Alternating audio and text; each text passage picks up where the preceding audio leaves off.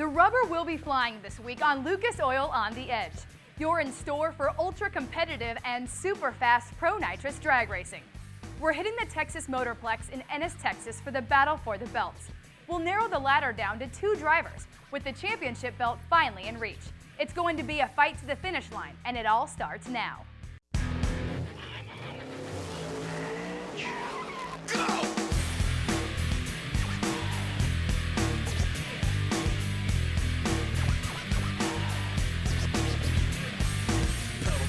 Got it tacked up, and if you get too close, you're getting cracked up. Stone cold when I roll, coming out of the hole. Get back, cause I'm out of control. I'm on the edge. Welcome to Lucas Oil on the Edge. It's time to have some fun. We're gonna do it on the asphalt. It's the Pro Nitrous drag racing out of Ennis, Texas. These guys are bad to the bone, big time horsepower, a lot of grip, but it's all about split-second reaction times. Ken Stout and Brian Olson here to call all the action for you. This is the big-time race, Brian. Oh, baby, this is the battle for the belts. This is the top 8 drivers, and this is their world championship. And unlike most sanctioning bodies who race for trophies and money, well, you get that great big belt over here at the ADRL. 8 cars inside the field, no minimum weight, no maximum cubic inches. That's a good recipe for speed. I will tell you what, nitrous oxide injection, some say they make 1,500 before you ever hit the bottle, and when you do, sometimes over 2,000 horsepower underneath the hood. Now, let me explain what you're watching right off the bat here. This is what you would consider round number 1. It's kind of a consi round, if you will, for the number 7 and number 8 qualifiers. Here's why. Ricky Smith was the number 1 qualifier coming into the battle. But Steve Vick and Doug Riester will be the first cars out. They qualified 7 and 8. Doug Riester, here's the stats on him. Yeah, out of Victoria, Texas, the 68 model Camaro. A couple of wins underneath his belt. You see the winning percentage there as well. Now, Steve Vick has been doing this for a long, long time out of Mocksville, North Carolina. Career race starts 39. I'd say it far exceeds that. That's 39 with ADRL. That guy has hundreds and hundreds of race wins and competitions. Absolutely. And if you take a look at these 2 cars, Ken, you're going to find out that these are 2 of the cars that are unlike most of them inside the field. These are 2 of the heavier cars in a class with no weight minimum whatsoever. And Doug Riester, the far side, Ledmar Motorsports, Steve Vick, totally independent driver, and that machine is a good one. Riester from the alternate spot goes 393 and 188, and the folks of Ledmar are happy. Yeah, both guys, a decent job in reaction times, and more importantly, very, very close to each other in reaction time, so it made for a good drag race, but you can see the power in the left lane. Eventually gets the win there for Doug Riester. 3-second elapsed time for a car that's got an automatic on board, and Riester, one of the most low buck competitors on the circuit, takes the win and heads back into round 1. Hey, let's take a look at a couple of comparisons here. On the left side of your screen, the Top Fuel Hydro drag boats. They produce about 7,000 horsepower, and the course is about 1,000 foot long. They apply all that horsepower to a couple of 7-inch props. In the center, the Pro Nitrous cars we're watching now. That course a little bit shorter, 660 feet, and of course they make about 2,000 horsepower. And then the Sand Dragsters, well, the shortest course yet at 300 feet, but again, when you're producing 7,000 horsepower to paddle tires, it can be quite a handful. Nonetheless, all 3 forms of discipline, very, very talented drivers, very, very fast machines, and all very exciting to watch. We thought you would enjoy seeing a couple of the differences between the drag boats, the asphalt drag racers, and of course the sand drag racers.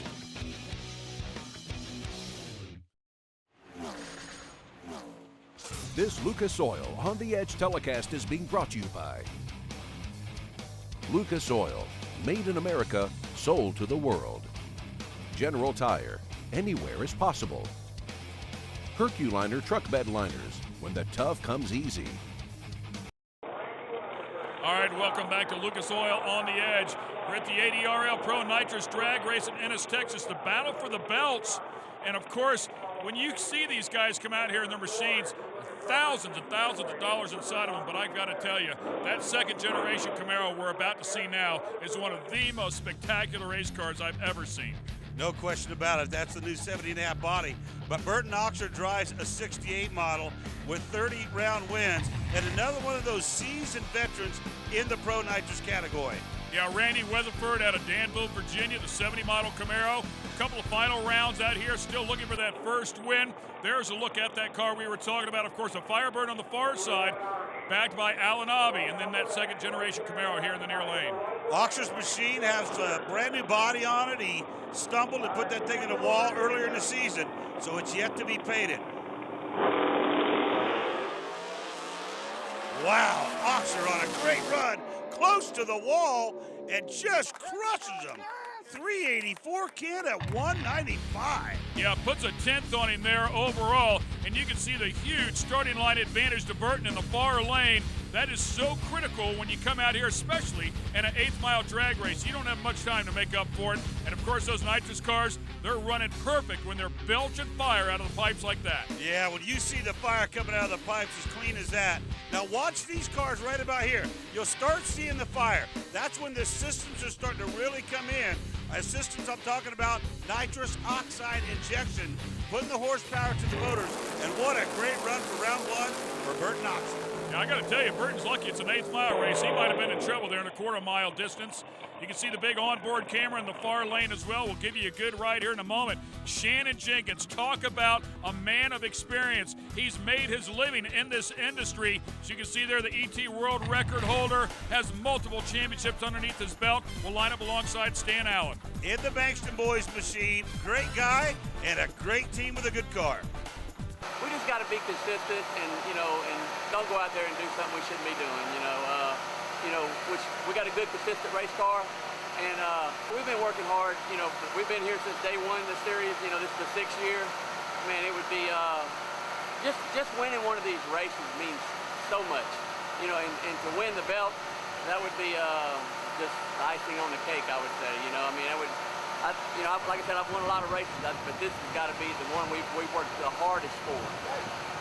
So I always say, if I can win one race, this is the one I want to win. And you can see all the plumbing on that intake manifold there before. And the technology development on these cars is second to none, especially with the nitrous oxide. They've come so far, and really to a testament of guys like the Iceman that have spent his life on nitrous. Yeah, he was one of the guys that helped found Speed Tech Nitrous Solutions, and that is a company that is big time. And what you're not seeing double here. You're actually looking at a car formerly owned by the Alan Abbey team and the Speed Tech car, and the Iceman right alongside. Red light, Stan Allen is the Iceman. Going to round number 2. 396, Stan Allen for Mike Bankston. And by the way, I want to mention RIP to Red Eye. He was one of the crew members on that Stan Allen team, and they truly, truly miss him. We all do. One of the greatest guys you could ever meet at the track. But watch the right side of your screen. As just like the car before, Burton Oxer, that car makes a little bit of a move toward the left. It's evening hours here in Ennis, Texas, but the track's in great condition again. They'll go to the next round. And again, that's why they call him the Iceman. Shannon Jenkins not flinching, even though Stan Allen left early. Shannon right on the mark. Okay, let's show you our next pair. This will be Jim Halsey, another longtime driver. This one out of Maryland, the 68 model Camaro. Your current mile-per-hour world record holder, just about 200 miles an hour, and the 8th mile, astonishing. Yeah, then you're going to see Doug Riester, which you did see right at the start of the show, when number 7 and number 8 matched up. And again, that was Riester's way of getting into round number 1. Now, by consistency and by the numbers, you got to think this race belongs to Jim Halsey, but take nothing away from the low buck effort of Lenmar Motorsports. Both these teams independent. You take a look at an Alan Abbey team member car, and there's no underfunding there, Ken. But with these two machines, this is pretty much out of pocket. Of course, Galen Smith, the Mark Heddens, helping out with the effort of Doug Riester. Great race. Man, awesome race. Side by side, door handle to door handle, all the way down through there. Man, oh man, doesn't get much closer than that. And the win's going to go to Jim Halsey. And basically, it was on reaction time, an 0.22 light. ET's all but identical, just 0.07 of a second between the two. You hit it right on the head, my friend. Better off the starting line is Halsey. and right down the middle of the lane they'll go. And it's 7 thousandths on ET, 7 feet, margin of victory. Wow. And once again, the burnouts begin as they light up those huge rear tires. And then, of course, this will be a single for your number one qualifier, Ricky Smith. Tricky Ricky, they call him, out of King, North Carolina. His name is synonymous with the class of Pro Mod. There's a lot of good guys out here that's been running this class a long time. And the biggest problem is we're all getting bigger motors, more power. Tracks are getting so much stickier. And we're fighting, we're going through a learning curve right now how to get these cars up and spinning right. If they don't spin, they stop that tire, they'll just wad it up and then they shake. So it's a deal where if you're too aggressive, you're going to be bad, and if you don't have enough clutch, you're going to shake just as bad. So it's a fine line out there right now with all this stuff. We're better off with these nitrous cars like mine with a big tire. If that track was 120 degrees, we'd all probably be happier. But when it's 90 degrees like it is and tight, it's just hard to get the car to really get up and spin right and go and be consistent. So all we can do is try to slow the thing down a little and be consistent. Hope it's good enough to win this race. And obviously he knows what he's talking about. He has wins and championships in Pro Stock and in Pro Mod. Pro Stock, again, a very tricky class to spin that tire just a little bit. Yeah, you want to get up on the tire, if you will. This week, Kaufman Tank Truck's on the race car, and they're there to stay for a while. And one thing about Tricky Ricky, who was voted the #1 Pro Mod driver in the world, very few guys down at the tracks as many times as him. 391 and 192. When we come back, we'll go racing one more time. Stay with us. Talk about a stacked field for the Pro Nitrous semifinals. Oxer versus Smith will be up first. Oxer took out Weatherford in round 1 with a 384 run, while Smith enjoyed the first round bye and ran a 391. The second pair will be former world champion Jim Halsey against Shannon Jenkins. Halsey had the lower ET in round 1, but you can never count out the Iceman. I mean, I do make my own calls and stuff like that. Sometimes that's good, sometimes that's bad. You know, a crew chief, if he can stand outside and watch a car too, he can really see more going on than what the computer will tell him. So when I'm crew chiefing a guy, a lot of times I can tell more about what's going on looking at the car and then come back looking at the computer. So it's a catch-22. I mean, you just try to feel what's going on in the car, but you also got to try to pay attention and have a good reaction time. So rather than being just a hired driver, I got to play both roles, and sometimes that's bad. All right, let's take a look at the ladder here. Tricky Ricky, Burton Oxer, Shannon the Iceman Jenkins, and Jim Halsey, as previously mentioned, will get set to go. And again, you're looking at Team Al-Anabi alongside a Team Bahrain 1 and Ricky Smith. And the Jags, Boss, Kaufman Tank Trucks machine out of King, North Carolina. Now you got to think for just a minute. You take a look at the numbers. In the advantage here, Ricky ran the 91 there in the semifinals. Burton Oxer went the 84, so you got to think the far lane with the advantage here.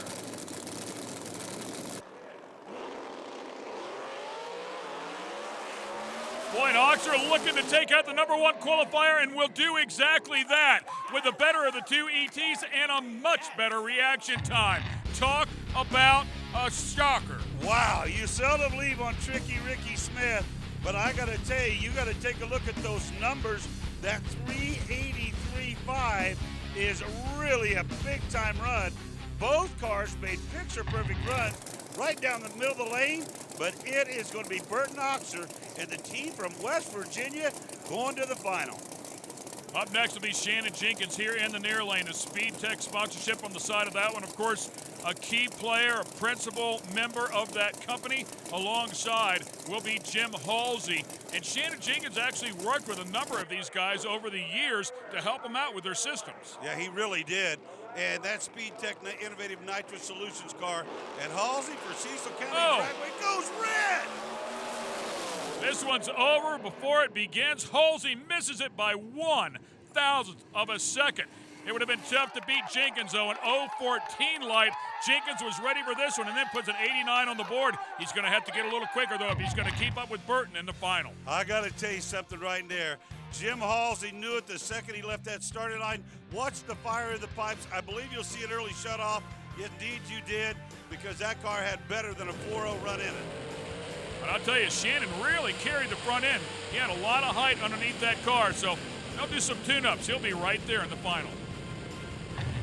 In 7 seasons, we traveled all over the United States, Canada, and even went as far as New Zealand to bring different types of racing to the fans. Do you have an event that you would like to see on a future OTE episode? Become a fan of Lucas Oil on the Edge by going to facebook.com and tell us about your event and why you think it would be a great future episode.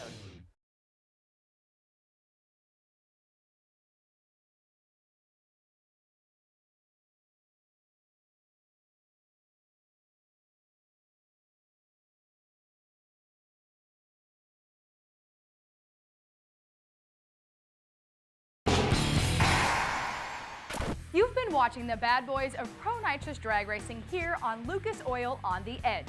It's finals time. This will be Shannon Jenkins' 11th career final, and it's going to be one of his toughest because he'll be taking on Burton Oxer. Oxer has 1 career win and has been running quick times all day. The championship belt is at the end of the track, waiting to be hoisted in the air. The question is, will Jenkins or Oxer get there first? Why I do it, I just love the sport, you know, and the performance level, I mean, we got an awful lot of good guys out here racing. You know, I got to run my partner in the final, which is good.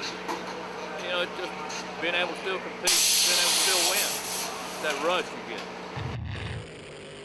And it was really Shannon Jenkins that helped Burton Oxer win his first ever IHRA national event some years ago. But of course, he talked about him being his teammate. These guys won't check up. They will run this one to the end because the belt is a big prize. Oh, Alan Nobby Racing, there's no checking up. Alan Nobby and Speed Tech are all one great big entity now. Actually, the ownership group from Speed Tech now is directly involved with KH Altani. At the end of the day, they're teammates, but there are never any team orders here. Shannon Jenkins on the left side of the screen. Burton Oxer alongside. He's a welder out of West Virginia and does a lot of welding for the equipment that goes into the coal mines. That's pretty much what they do in West Virginia. The Iceman, both these guys really, Ken, as you well know, have literally run Pro Nitrous since it's been involved. Shannon's going to have to get up on it because Burton had a great reaction time and a better ET. Oh, and Burton's going to have a great reaction time again. Shannon out of shape, has to get out of the throttle. And another, I would think you'd have to call us an upset, unless, of course, you look at the previous numbers. But Burton Oxer really on his game here tonight picks up the largest win in his career. 0:15 reaction time again for Burton Oxer. And I'm telling you right now, Oxer will be up on the tire, even though he is very much so a man of few words. He's 0:27 on the tree, 0:19, and 0:15 he goes 84, 83, and 89 to pick up the win. And we talked about Shannon carrying the front end. Carrying the front end that time got him in a lot of trouble, cost him the race. This, my friend, is what all those decades of drag racing was for. Yeah, I can't believe it, man. Got a lot of people to thank for this, so, you know, all my crew, my wife, everybody, Shannon, he's the best, man. Chief Coward, everybody that helps, I mean, they make all this possible. It's just a dream come true. We're going to leave the Texas heat for the frigid Wisconsin winter. The Pro Super Stock SnoX stars will be on the starting line and ready for the unpredictable, icy, and snowy course. Whoops, tight turns, and big air jumps, under the lights and in the snow, all when we return.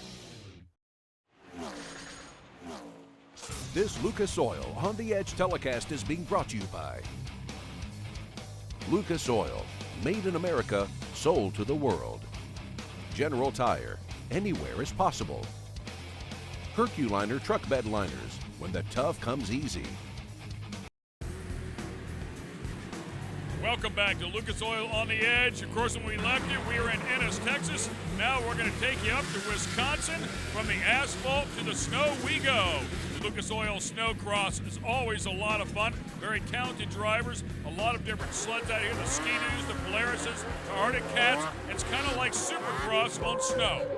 Yeah, from 90-degree temperatures on the pavement to sub-below zero temperatures on the snow, and as many as 12 snowmobiles going side by side or end to end, if you will.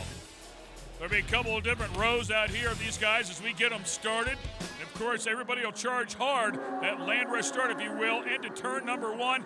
Not enough room for everybody down this entire straightaway. Up over the jumps they go. They air it out big time as they charge for turn number 1. Who's going to lead us in? 2 different routes there. Wow. And you talk about being like motocross on snow. Indeed it is. And you got those great big spiked skis, some of them even with headlights. But this is a wild, wild course to maneuver here in Wisconsin. Saleswire, Goodwin, and Muller, the top 3 going into turn number 1. You can see the leader look back at second place to figure out where he's at, trying to determine which way he wants to go with these sleds that weigh the better part of 400 pounds. You want to find that racing groove, stay in that racing groove. Oh, baby! And they make it look so easy all the time, but that's how quickly it can get ugly. He goes off of that jump a little sideways. When he lands, it just launches him off the side of it. And Jake Muller is a seasoned veteran in this category, as from the bottom you can see all those spikes. But Muller, and that's kind of a surprise because he was battling for second place there at the time. Short track sleds here. There's a long track sled that a lot of the guys will use when they go up mountains or just go out for fun. When you go racing, you want a short track sled. It's a little lighter, it's a little more nimble, it turns a little bit easier. And actually the wheelbase itself, if you want to call it that, the ski base, whatever, is actually much shorter so as to get that thing turned in these tight corners. Boy, out front right now and looking good. Nice smooth run here. No real competition as of right now, but you still have to stay perfect. And of course, the ruts that are out here are brutal, will kick you one way or the other. Man, I'm telling you right now, you take a good close look and keep in mind, there's been many preliminary events and many rounds throughout the course of the day and the evening hours here in Wisconsin. And you can take a look at that thing, and very similar to, you know, a short dirt track that's been running up with sprint cars or late models or what have you, this is much worse than that. So you got to really learn your way around that track and maneuver those bad spots. Good look at the 333. That's Garrett Goodwin. Salesmeyer, by the way, he was first into turn number 1, is out of the event as of right now. You look at Jacob Muller there, and boy, I tell you, he kicks that thing out sideways with the white flag out. I got to tell you, he's up to 7th place, you know, and he started, 11 or 12 machines here, and he actually fell off that machine and has made his way to 7th. And in this case, looks like he's almost getting ready to be lapped. But that's somewhat respectable, knowing that he took a hard fall. Justin Monti also was in there digging hard, but the win will go to Garrett Goodwin. Steve Runkle and Brett Nastala ran out the top 3. Thanks for watching this episode of Lucas Oil on the Edge. For Ken Stout and Brian Olson, I'm Sarah Daly. Remember, you're not living unless you're on the edge.